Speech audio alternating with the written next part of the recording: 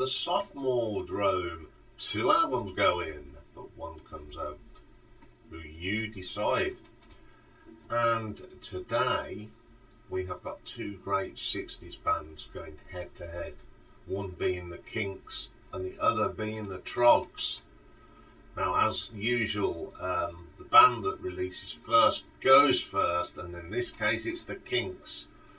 Don't have to go into much detail about the Kinks. Formed in '63 by brothers Ray and Dave Davis, and they are regarded as one of the most influential rock bands of the 1960s.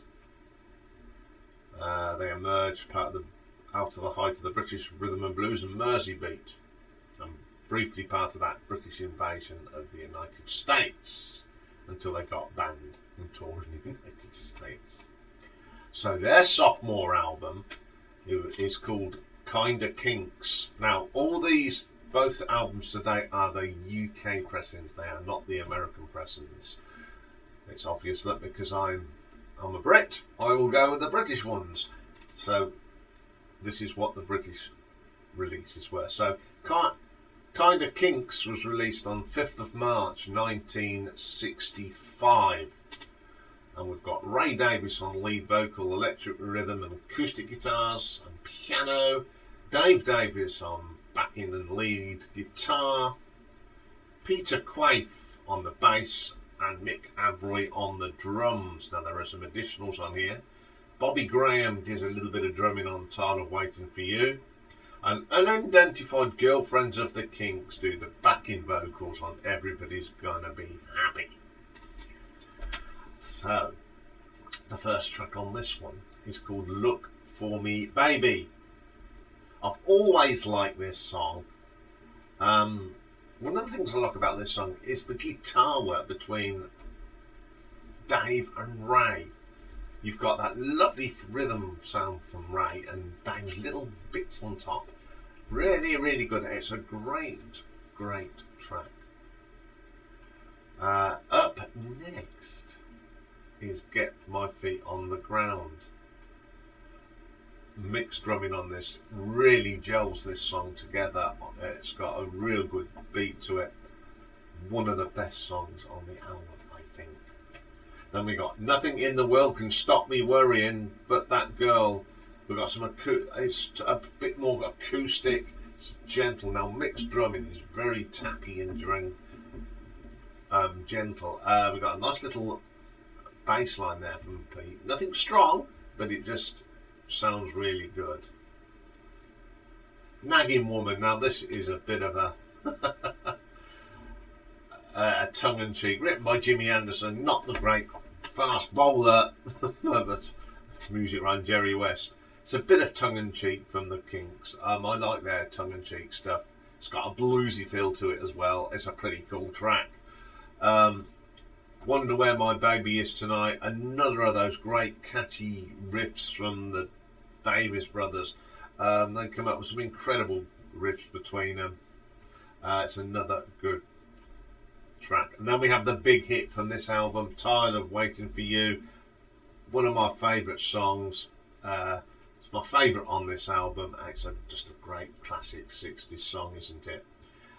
Okay, then we've got Dancing in the Street. It's a version of the Martha and the Vandells song, and they don't do a bad version of it. It's not the best, but it's not too shabby.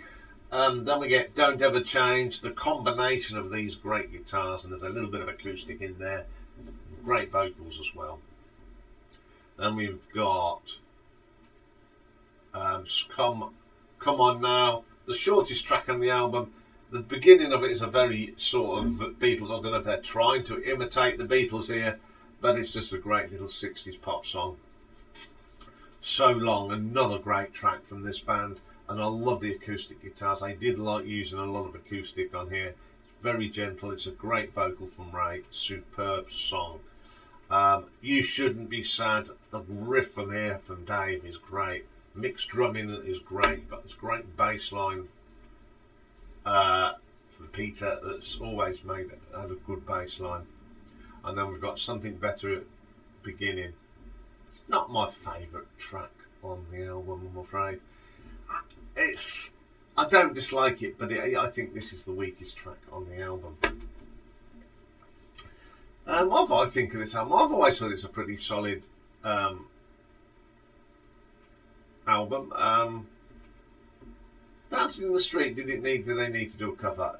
I'm sure they could have found us something, but hey ho, bands used to do covers, more covers in them days. But it is a pretty decent second album after the debut album, which was an absolute mega.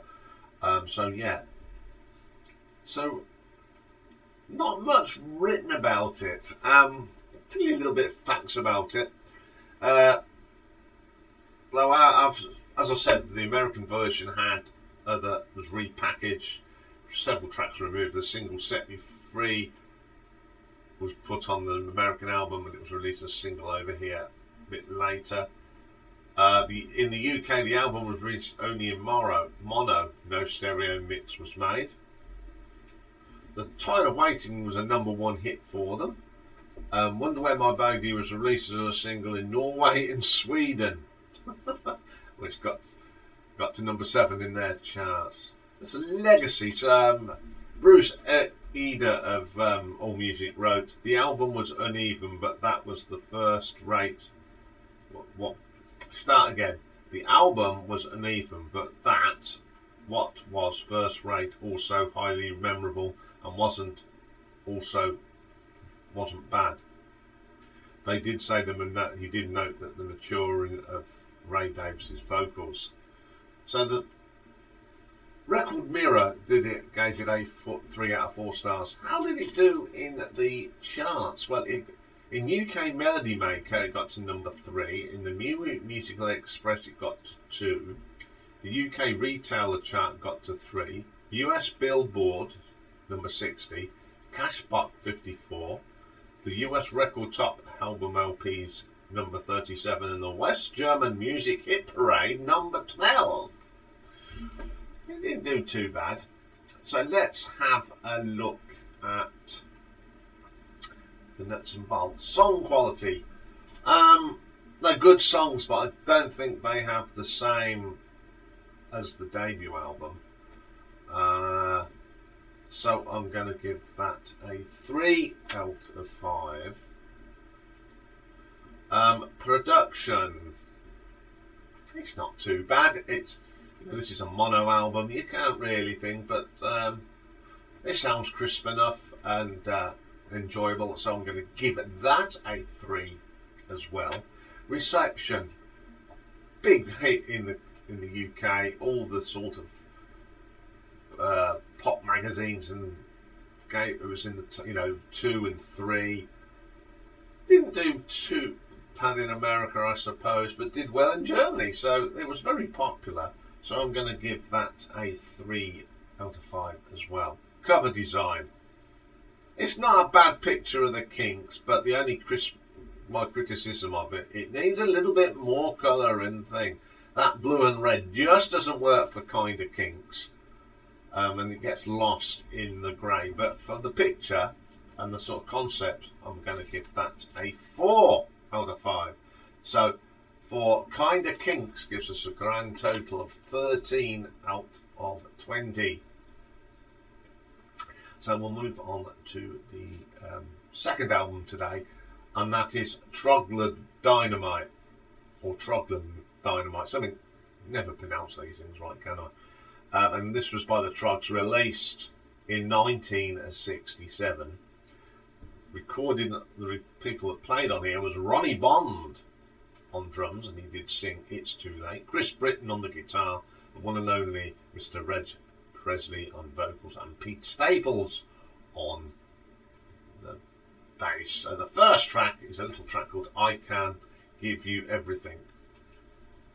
I like this song. We've got it's quite light, and then it gets this real heavy riff, goes boing from Chris.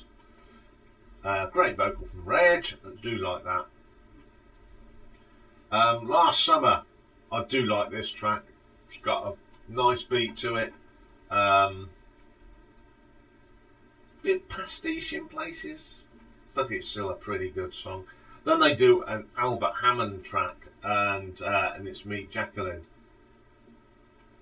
Not the best cover, but it's It's okay, I suppose. Then we got Oh No, and there's a track called Oh No. It's written by Pete Staples. It's got some piano on it, and it's pretty good. But my favourite track on here is It's Too Late. I think this is very Stones style. The Stones and the Troggs were sort of on the level par for me, and they nailed this one. It's a great little track. Great vocals from Reg on that one. Then they do a cover of Bo Diddley's Mona. I think this is the best cover on here, and it's probably one of the best covers that the Troggs ever did. I do like that. It's really, really good. Then we've got I Want You to Come Into My Life. A great track, a great vocal from Reg. One of the best ones on the album. Then we got Let Me Tell You Babe. It's got some acoustics in it. It's not too bad. Another cover. Little Chuck Berry's Little Queenie. Very good cover of that song as well. Then we have Cousin Jane. This is a real strange one. The piano sounds really eerie on this, but I do like it. You Can't Beat It. The bass line from Pete is really meaty, like the guitar work from Chris on this one. Baby Come Closer. It's a bit dreary. It is very, very dreary.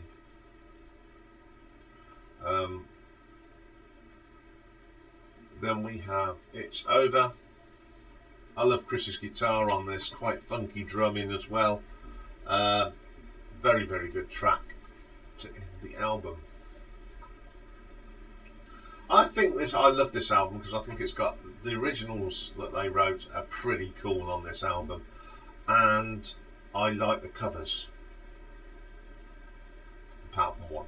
But on the whole, it's a pretty good album. Now, there's not been much written about this, unfortunately. But AllMusic didn't like it much, and they only gave it a 2 out of 5. It got to number 10 in the UK charts. So let's have a look at the nuts and bolts of this. Okay, song quality. I do like the songs on here. Even the covers are pretty good. So I'm going to give that a 4 out of 5. Production. It's very hard to the production on the 60s albums because most of them are recorded in mono. But it sounds alright. It's a pretty good quality for the time. So I'm going to give that a 3. Reception.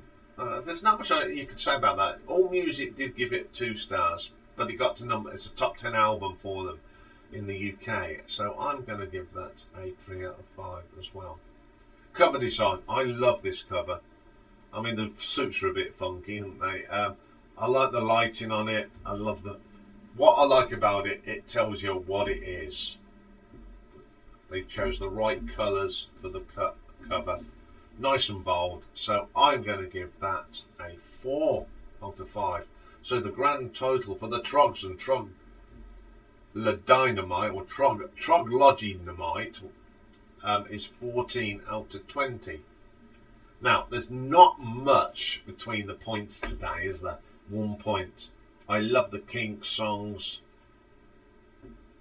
but I think the Troggs songs on this album are a little bit more gritty, a little bit more beefy. I don't think Kind of Kinks is as good as their debut album. But so I think today's winner has got to be the Troggs for me because it's a much more heavier sounding album. Even though there's more covers on it, they've got a lot of grit. The Kind of Kinks is a little bit shallow in places, although the songs are great. But you put them against each other. The Troggs has got more grit. So I'm going to go with the Troggs today. Okay, you know the drill by now. This is the last time you can do this through the community and on the live stream tonight. and we'll announce the winner next week.